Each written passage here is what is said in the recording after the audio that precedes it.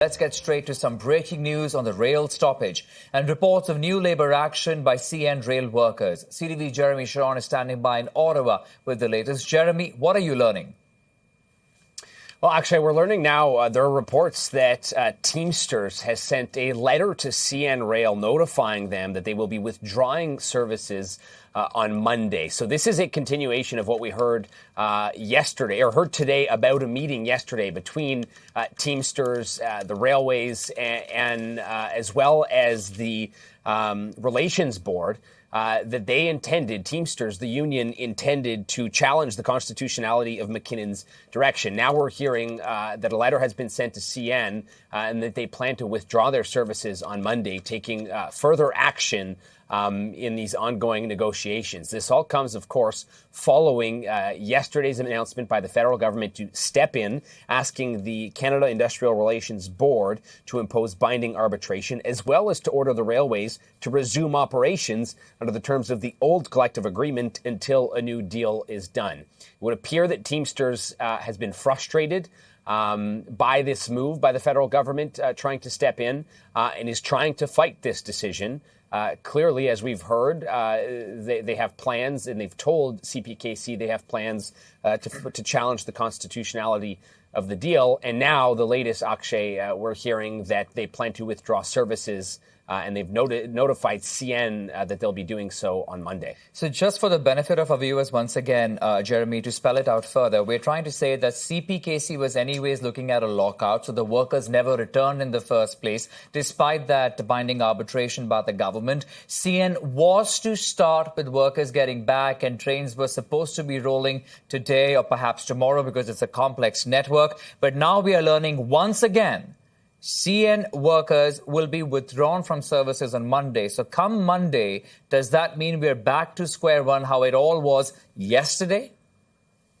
Well, a lot of questions, Akshay, but that is precisely it. You specified everything there that, after yesterday's decision by the federal government, CN immediately lifted its lockout. And so Teamsters or workers represented by Teamsters were expected to return to work as early as today for CN. CPKC had not yet lifted in an official capacity that lockout. And so talks were underway about a resumption of service and a plan to resume service. But we know that Teamsters is holding a rally this hour in Calgary outside the CPKC headquarters. And so the latest is that, we knew there was not yet a full resolution or cooperation from the Teamsters side when it came to CPKC. Now this is further complication on the CN side, who had already lifted that lockout, that they are taking further action and will be withdrawing services on Monday. So this is another complication. And to be quite transparent, Akshay, it's too early to tell at this point what this means about what we could see Monday. The federal government was quite confident yesterday when they came up with this decision that this would have the intended outcome, that this would get trains rolling again on the railways. Minister Steve McKinnon was pressed yesterday by several members of the media about specifically the language in this letter that was being sent.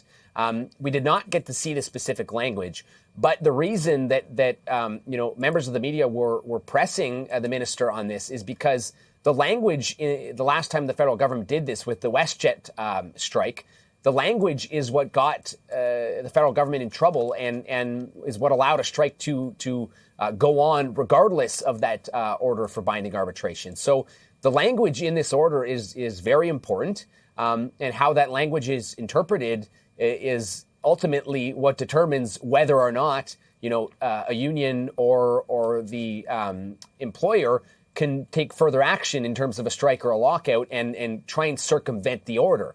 And so clearly it seems that's what Teamsters is trying to do here. They've already threatened that they'll be challenging the constitutionality here. And they're taking steps to not allow trains to start running again.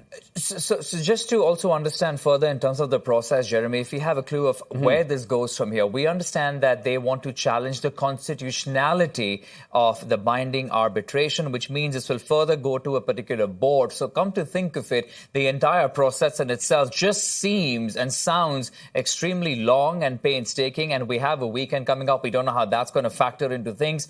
But the fact that this will go to a board means it could be perhaps a lengthy process. Absolutely. This only further complicates what was already a seemingly complicated process. Look, yesterday the federal government steps in, says that it's enforcing binding arbitration. But in doing so, the federal government actually has to ask the Canadian Industrial Relations Board, who then will come up with the official order that is presented to both sides. That was the step that we were waiting on, the official order to come from the Relations Board. Now the Relations Board, we know the Relations Board has already been playing a role here in discussions late last night following the federal government's decision. In discussions, the Labour Board was with CPKC as well as the union.